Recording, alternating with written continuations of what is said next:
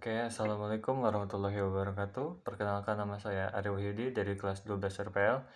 Pada hari ini saya akan menjelaskan tentang aplikasi koperasi simpan pinjam berbasis web yang dibuat oleh saya sendiri.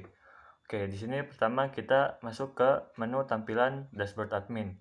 Di sini terdapat jumlah anggota yang kita punya, total simpanan dari anggota, total pinjaman anggota, dan denda dari anggota tersebut. Untuk menu sendiri di sini ada data anggota, data pengajuan anggota, data simpanan, tambah simpanan, data pinjaman, dan pengajuan pinjaman. Oke, di data anggota sendiri kita bisa melihat daftar-daftar anggota kita dari ID, nama, jenis kelamin, tempat tanggal lahir, alamat, dan nomor telepon. Nah, di sini kita bisa melihat daftar pengajuan data anggota, namun di sini kosong. Nah, kita juga bisa melihat detail dari anggota tersebut, dari mulai kapan dia bergabung, ya, dan simpanan terus pinjaman anggota tersebut. Oke, di tabel di data simpanan ini kita bisa melihat nama-nama anggota kita yang telah melakukan simpanan di koperasi ini. Terus di sini kita bisa membuat tambah simpanan. Nah, di sini kita bisa memilih siapa anggota yang akan melakukan simpanan. Misalkan ini saya dengan jumlah simpanan wajib 1 juta.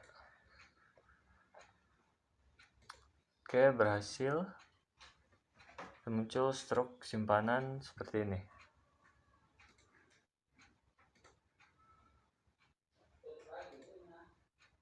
Nah, di sini kita bisa melihat detail dari anggota, terus simpanan anggota gitu. Nah, di sini masuk simpanan pokok saya. Oke, terus di tabel peminjaman, di sini ada nama-nama anggota kita yang sedang meminjam dari koperasi ini. Ada ID pinjaman, nama, telepon, angsuran, lem angsuran, dan total pinjaman.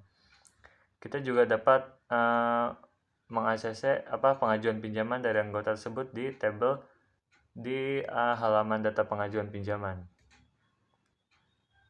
Oke, dimulai dari sekarang kita ke dashboard untuk user pertama kali. Nah, jadi ketika pertama kali user mengunjungi website ini, mereka akan dihadapkan dengan tampilan seperti ini. Dengan ucapan selamat datang, ini mengapa harus memilih koperasi ini, syarat-syarat, prosedur, dan administrasinya. Untuk daftar, user bisa daftar ke sini dan masukkan data.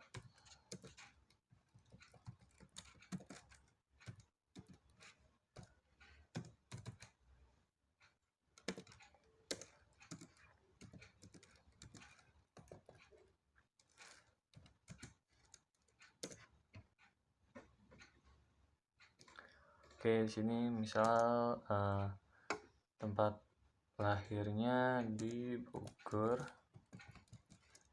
tanggal lahirnya itu 4 Desember tahun 2001.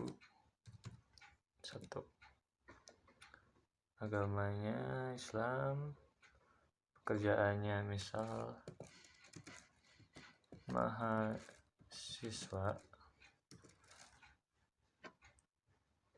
atau karyawan swasta.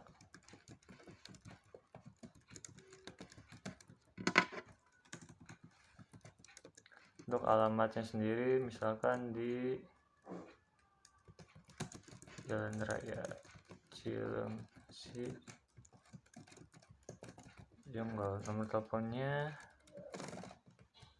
Nah, sini kita bisa user bisa masukkan username untuk nanti dia login. Misalkan di sini username-nya Raini dengan password 123.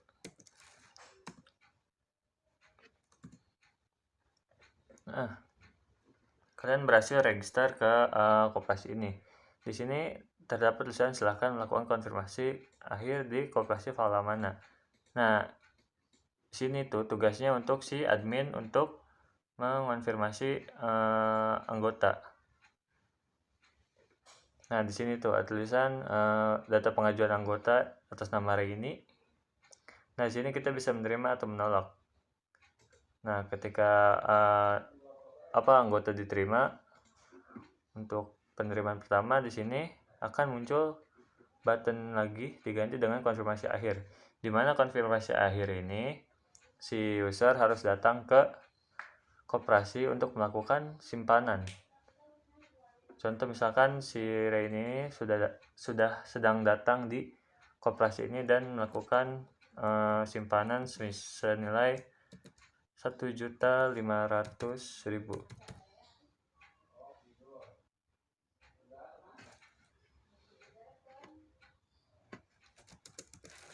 Oke. Nah, sini si Ray ini sudah jadi anggota dari koperasi halaman ini sendiri. Dan ketika dia merefresh halamannya, nah sini kita sudah bisa membuka menu simpanan peminjaman yang sebelumnya terkunci.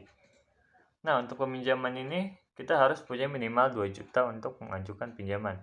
Jadi, karena simpanan kita belum mencapai 2 juta, kita tidak bisa melakukan pinjaman. Untuk itu, kita harus menabung senilai berapa ini? Kurang 400.000 lagi. Oke, misalkan si Raini ini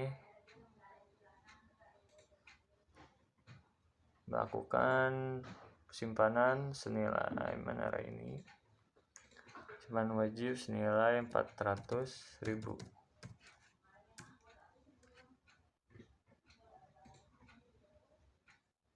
Oke, pembayaran berhasil. Sini akan muncul struk. Nah, struk simpanan koperasi mana. Terus nanti ketika di refresh si user ini dapat melakukan peminjaman. Nah, ketika saldo simpanan 2 juta dapat melakukan peminjaman dengan maksimal peminjaman dibatasi 1 juta. Nah, setiap peminjaman yang telah selesai dan berhasil itu maksimal pinjaman ini akan bertambah. Misalnya kalau peminjaman yang sekarang ini berhasil, itu bakal menambah jadi 2 juta dan seterusnya. Misalkan di sini kita masukin peminjaman 1 juta. Nah, untuk bunganya di sini tetap 8% dan lama angsurannya ini bisa misal kita pakai yang 3 bulan aja. Nah, di sini user mengajukan pinjaman. Nah, pengajuan pinjaman Anda berhasil. Nah, di sini admin mengecek data peminjaman dan melihat pengajuan peminjaman. Nah, di sini ada atas nama Raini, nomor teleponnya sini, angsurannya per bulan jadi 360.000 dengan lama angsuran 3 bulan dengan total pinjaman 1 juta. Oke, kita terima di sini. Pengajuan berhasil diterima. Nah, sini ketika di refresh, nah pinjaman Anda 1 juta dengan angsuran 360.000 per bulan dengan lama pinjaman 3 bulan. Nah, tanggal pinjaman ini tanggal 15 Juni dengan sisa angsuran 1.080.000. 80.000 ini kita dari bunga yang tadi 8%. Oke, terus misal si Raini ini membayar angsuran. Nah, karena dia membayar belum melewati jatuh tempo, yang itu setiap bulan tuh bakal kena denda senilai 7%, dia bakal dendanya sini 0. Tapi ketika dia udah melewati tanggal jatuh tempo, maka dia akan terkena denda 7% per bulan. Nah, misalkan sini bayar, apakah Anda yakin oke? Pembayaran berhasil. Nah, di sini ada angsuran pertama dari anggota nama Raini. Nah, ini dia pinjaman Anda atas nama Raini. Oke, di user juga ini ada menu untuk edit profile seperti ganti username, ganti password, melihat simpanan dari sini dan juga dapat melihat pinjaman. Oke, mungkin sekian dari saya. Kurang lebihnya mohon maaf. Assalamualaikum warahmatullahi wabarakatuh.